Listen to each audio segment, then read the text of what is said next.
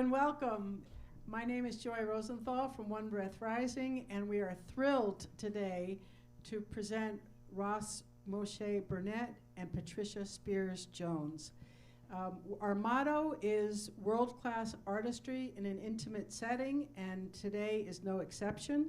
This is our last presentation for 2023. It's a wonderful way to close out the year. If you want to find out more about One Breath Rising, go to onebreathrising.org, and you can also donate there.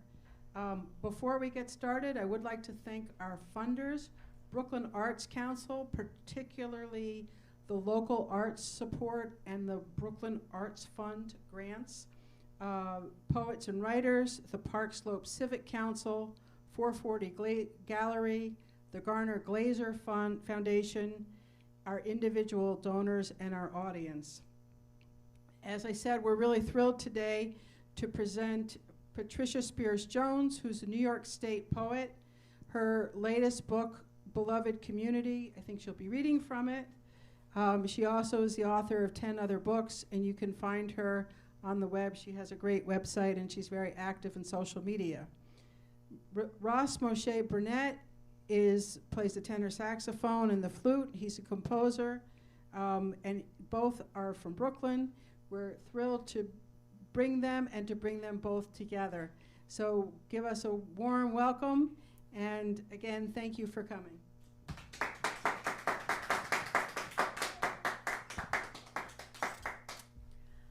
I am really thrilled to be here and to perform with Ras, and we've done a few things together. I'm going to read a very Brooklyn poem, and then we'll get going, right? So, so the Slowdown actually did this poem this past week. Thank you, Major Jackson, but they screwed up the last two lines. So I'm going to read the poem that should have been on the web, but mostly is on the web. And then we'll start playing around. Okay. Morning Glory. Sunlight softens, helicopters hover, skies above Brooklyn, presidential visit, murder investigation, matters little. Noise in the skies, noise on the ground. You should prune the morning glories, I tell my elderly neighbor. She refuses. She likes the way the vine has curled around her fence with a ferocity that cannot be so easily cut back. I get that. Wildness is rare on a Brooklyn city block. Old roses return late May as if to say, "Ha! You think we do not know the season?" Squirrels roam the bricks of buildings, while the gleaners fight with raccoons for the spoils of left-out trash. Huge green leaves for plants with names unknown to me sparkle on mornings bright, and dead tree leaves demand constant sweeping away. The tabby is big, old, and tired. Too many kittens, not enough food. These are ungenerous cat lovers. Neighbors greet each other and shake their heads as the young men and women, mostly, but not all white folk, running, or their faces drowning in a pool of handheld devices. You almost wish they smoked or cursed, had personality, but they run and run and run. Thus, the joy of this vibrant morning glory vine, rooted in her garden's disarray, happily dominating. Oh, morning glory, purple, green, leaves plump as Italian cookies, blossom your hearty display for all to see. Hold your vine's haven on Macon Street, only winter, harsh winter will take your vines back to the ground, your wildness calmed. Those were the last two lines they dropped.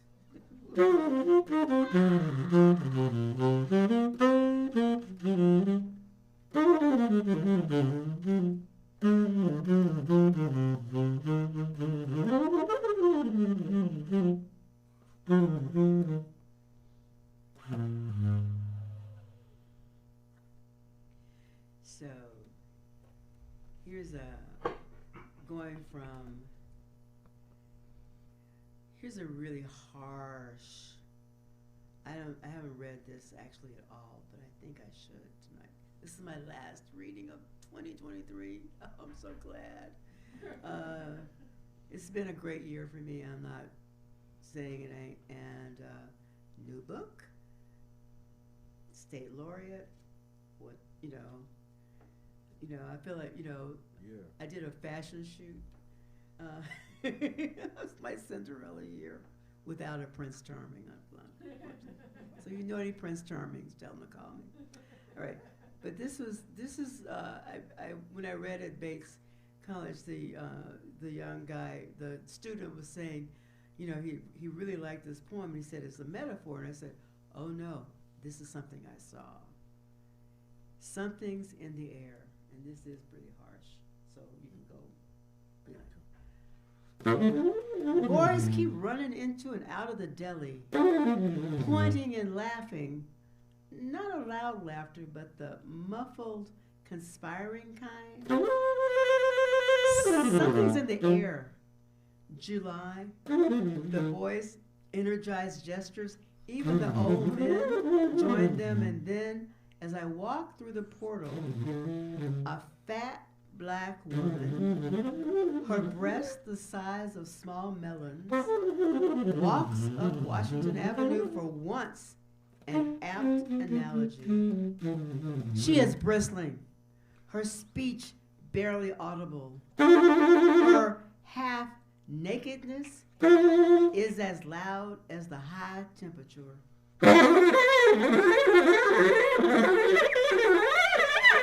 Where did she come from? Where is she going? Her large feet march slowly toward Lincoln Place.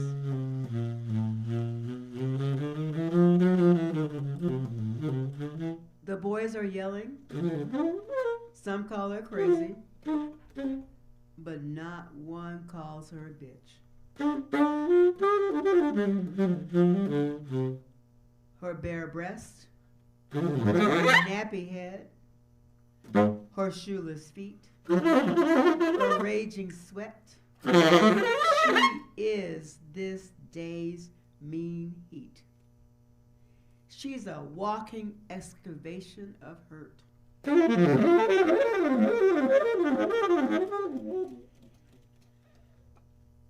The boys bike away, amplifying the atmosphere with mute gestures, their laughter, again the naming, as she moves shirtless and shoeless, sweat screaming.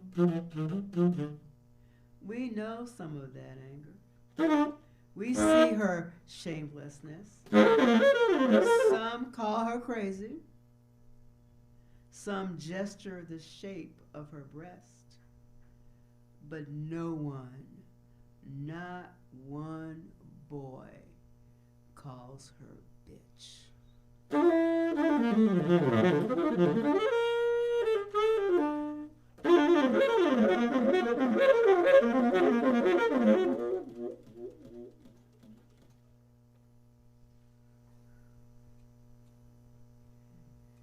Like I said, not a metaphor, a real being. And that's the thing about Brooklyn, is that you go in and out of any street and you'll see anything, like at Mermaid and Surf, which is in Coney Island. Looking at the modest buildings on Mermaid Avenue, the signs chatter English, Spanish, sort of Chinese. As the bright sun's cracked rays splash walls and windows, you see that Mermaid is where locals go to pray at a shrine, offering solace and recovery.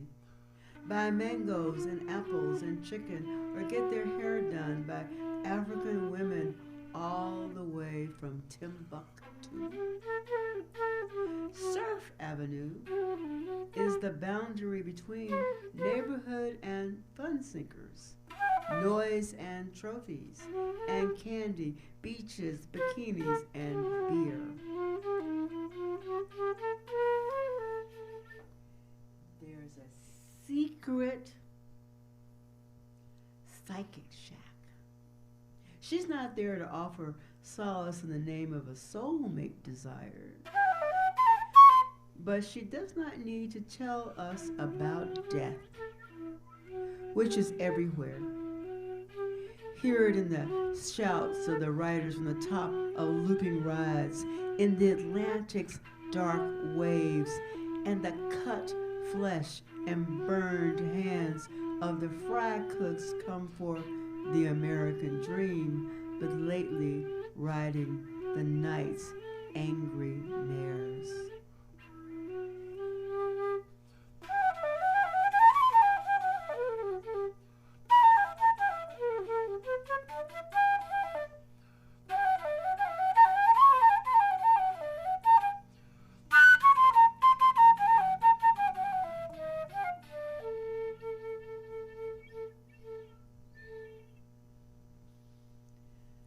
The beloved community.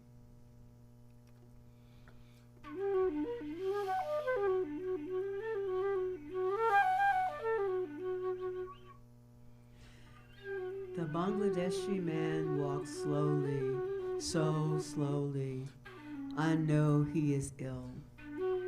He shuffles a broom about the laundromat, then sits in front of the largest dryer. Then a Latina comes in frantic, pointing at the flyer posted on the laundromat's window. What happened? She asks. The attendant says she died. But when? How? 2 weeks ago. 2 weeks, he says. He knows only this. Dead. 2 weeks. The memorial is for later in the day in a place far from Halsey. The flyer's crisp image of a black woman's face, smiling, young looking, but she was not young. 2 weeks. La Senora shakes her head, her purple streaked hair tamed by her sadness. She always said hello. She was always smiling. She says this to me. I nod and try to smile with her memory. She looks once again at the image, black and white, utilitarian, on the glass surface, then walks out onto the sidewalk, undone by grief.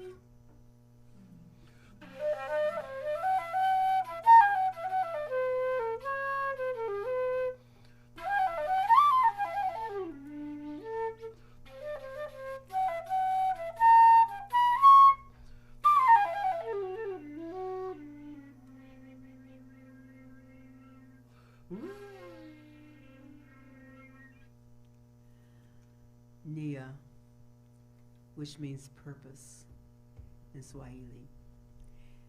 This was occasioned by the murder of Nia Ashley in Oakland at the same station where, I don't know, it's like the Kill Black People station or something in Oakland. It's like horrifying to me. So it took a while to figure out how to write a poem in response to a racist murder, but here goes. Nia.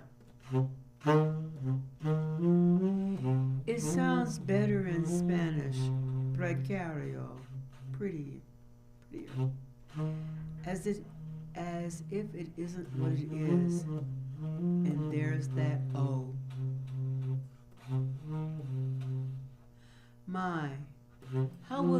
get paid, the deadline met, and who goes to me first, Valley Lover or that other? Delicacy of skin, quick steps, quick stops, and the direction is what? There's no where there, and the last shift is the one where tongues load a stack of size, bridge tall and mythic. This day and the next, volcanic shards roll toward the door, even if mountains are in the far distance, thousands of miles. How the heart steadily beats as the sirens careen and angry men launch their best lives ever by taking so many others. It is a miracle, this heart steadily beating, even as the next question threatens a late spring storm, ground broken by lightning, the raindrops' rhythmic pattern honors percussionists, those that beat their instruments with a purpose, Nia, knowing how one offbeat collapses the genesis, augurs harsher storms, where the purpose becomes precarious, where death enters white-armed, white-throated, where the body drops like lightning on rain-moist ground. Defiant. This was about Mugabe, but it should be about all these people. Defiant. Fruit from one vine tangles with another, making a mess of the intended harvest, yet the lack of calculation is welcome. That accident that shifts bodies from shadows into a locus of light, midday bright and caustic, wounds unhealed, newsreel cameras trapped, this old and angry man in a bespoke suit, lifting white pages and refusing to read them, mumbles unwelcome threats and thanks to nation.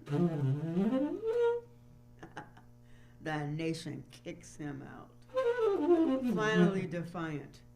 After years of misrule, disruption, murder, and the choked voice youth terrorized. He wants more blood on his hands, so that when he enters his version of paradise, all will be red.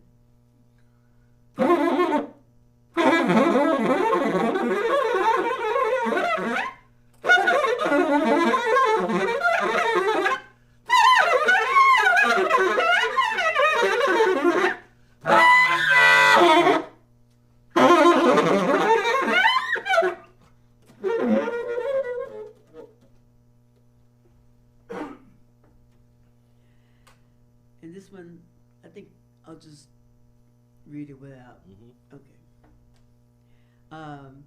This is dedicated to Papa Colo, the great Puerto Rican artist and conceptualist. Self-portrait, and the title comes from one of his pieces. Self-portrait as Retratos de Cosas Locas y de Locos Stolen. Shall we have cocktails while slipping about the edge of catastrophe? Gin and tonic for summer, whiskey sour for fall. All is not well, yet sun illumines green leaf trees, soon bare, soon bare. Our eyes prowl fence edges for morning glory vines. Our ears gallop from the booming bass of pumped up cars. Our legs move as swiftly as a catamaran in dock.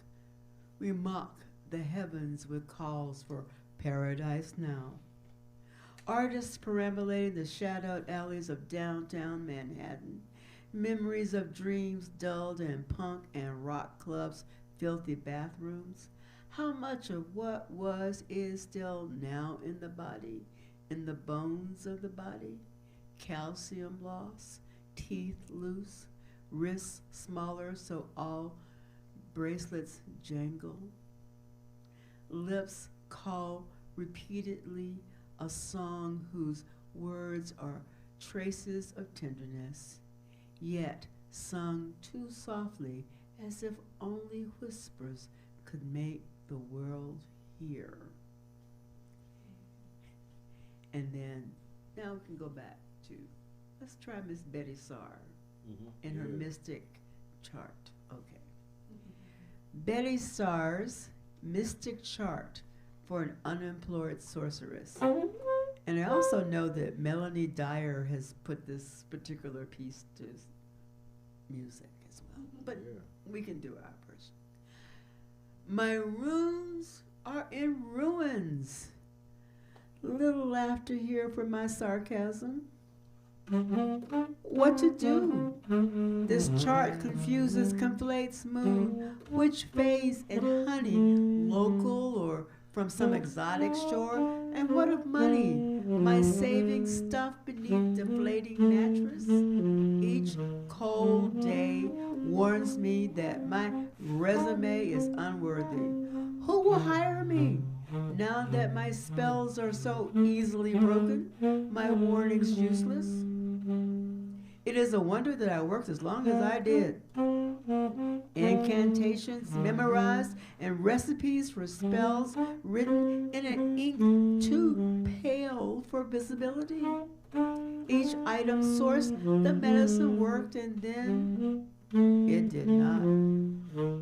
Was it the well of stories drying up, the fish scales stinking the kitchen table, the cat wandering away while spiders spread their cosmic maps unreadable to all but the other spiders?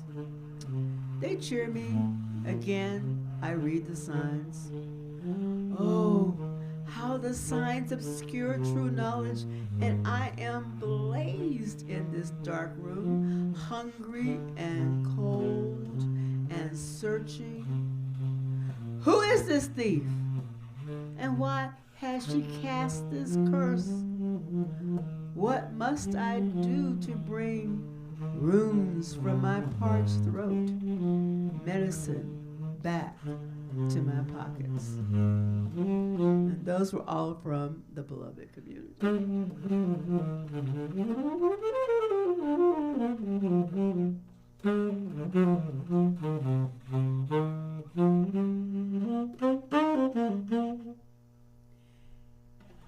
And now a few new ones. Here's one that actually was in the Best American Poetry of 2023. Woo-hoo! Woo! All right. So I've been writing a lot of poems about the devil's wife. She's not a happy person. And if you were the devil's wife, you wouldn't be happy either. However, there she is. She's married to the guy. What can you do? Anyway, the devil's wife explains broken 45s. And this is dedicated to the memory of Greg Tate, who, like me, was a big James Brown fan.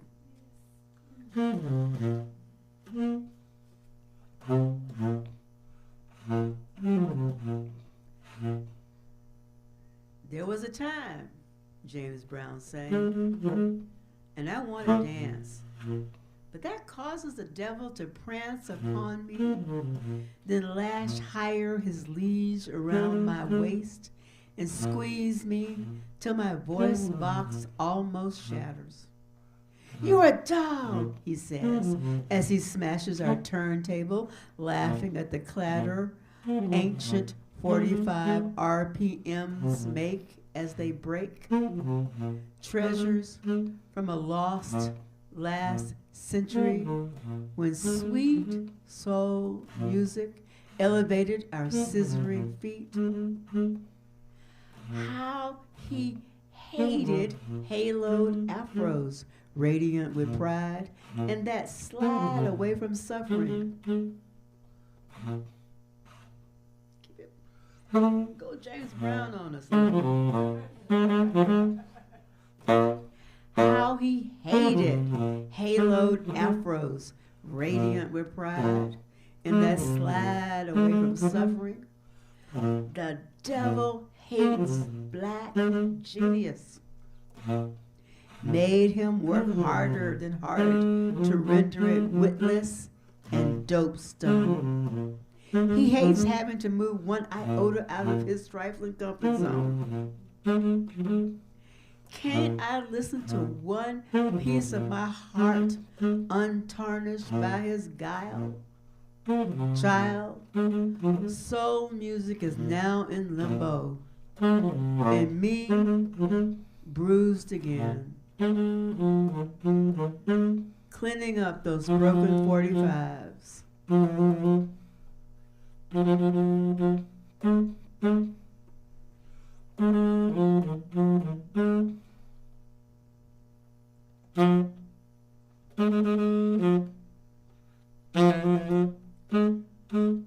But somewhere on the other side of this sad kingdom, another woman augurs the audio, and James Brown sings out, "There was a time."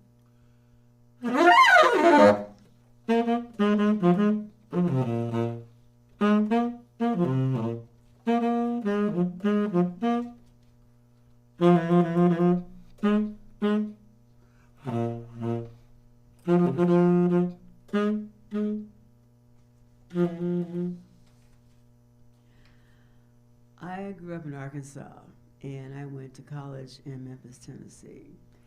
And Furry Lewis was a great blues man. But this was 1969, and blues people were not treated very nicely during that time. So this is called Furry Lewis, Memphis, 1969, which is when I went to my freshman year at Southwestern in Memphis, now known as Rhodes College. And here we go. I remember two Jewish guys from New York come to Memphis in search of Furry Lewis. They walk about our Gothic campus asking students, "Where does Lewis live?" We're like, "Who is Furry Lewis? And why are you asking us?" They were long-haired, sweet-tempered, and determined, and we helped them find Furry Lewis. Hippie magic, we thought. They called him up, and he said, "Come over." Furry Lewis lived in a neat bungalow with a wife, girlfriend, minder, cautious, watchful. "Who are these white folks? And you, girl, with your afro hair, who are you?" Furry was cool. He was used to visits from enthusiasts.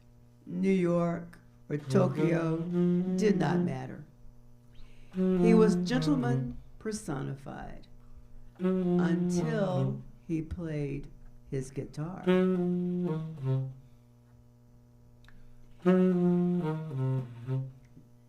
Then a world of bad women, sharp knives, guns, spilled blood. The howling clan came out of this old man's mouth, running from the twin dogs of war and poverty.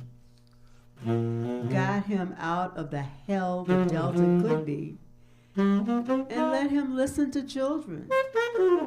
We were children in his house.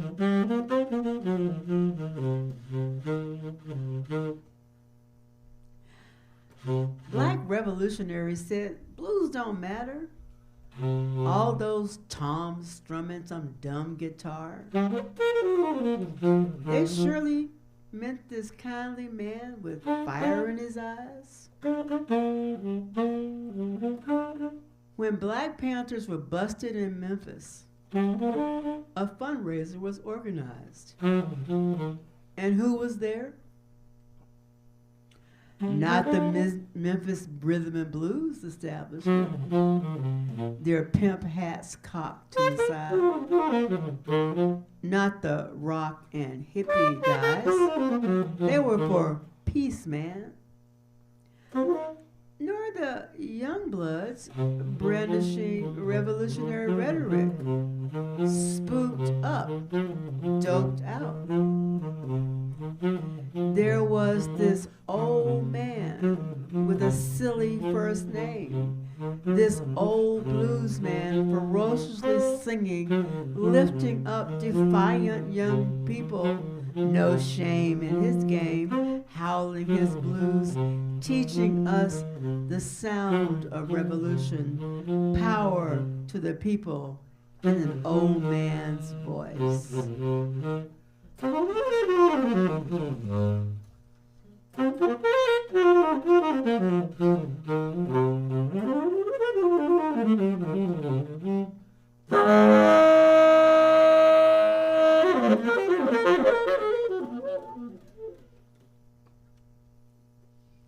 That's all true. I mean, literally, it was Bucka White and Burry Lewis who showed up. Amazing. And I think we're about almost done, right? So we're gonna do one last piece. This is our Christmas. We finished already? What's our time? I think. Okay, so you should do something. You should do a solo. Go. And then we'll do our final one.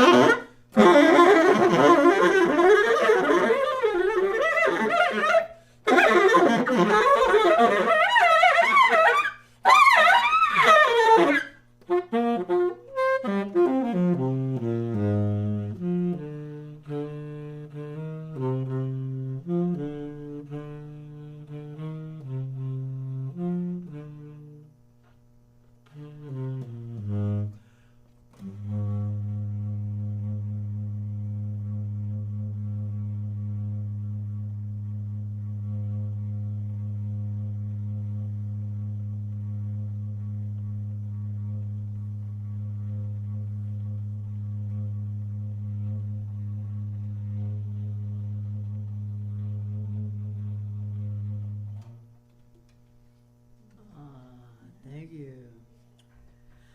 Spears Jones. Okay, so so I was showing these poems to Ras, and I said, well, here's something that literally I was watching, somebody posted something on Facebook many years ago, and it was Judy Garland and Mel Torme. I guess Mel Torme had a TV show, and invited people to come and join him at the piano.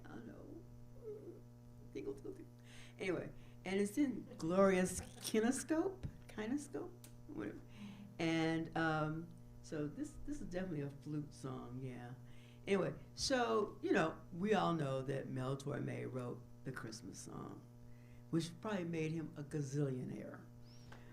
Because everybody from Nat King Cole to whoever, I'm sure there's somebody right now who's like doing the Christmas song. Anyway, probably, what I mean? Taylor Swift is doing the okay. I don't know if Taylor Swift will dare do the Christmas song.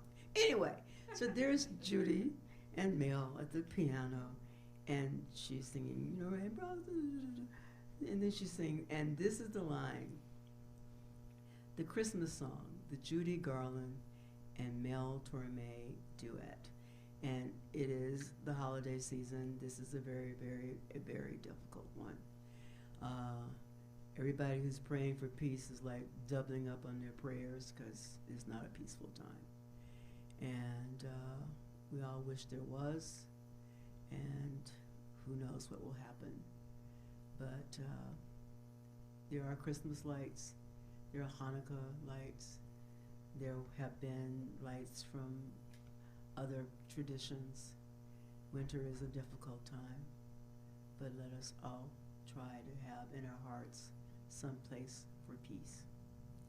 The Christmas song, the Judy Garland Mel Torme duo, quote, "If rainbows really knew how to fly,"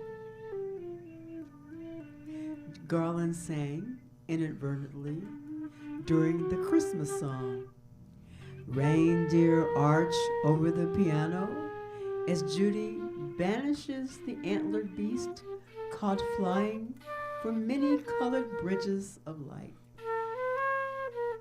Her voice is not airbrushed or sound sucked away as the well-coiffed Mel Torme plays along, not one note missed. Caught on kinescope, as in improvised, present to whomever listens. Perfections are left to another century, where garbage in, garbage out, leaves reindeer intact and rainbows without wings. Thank you.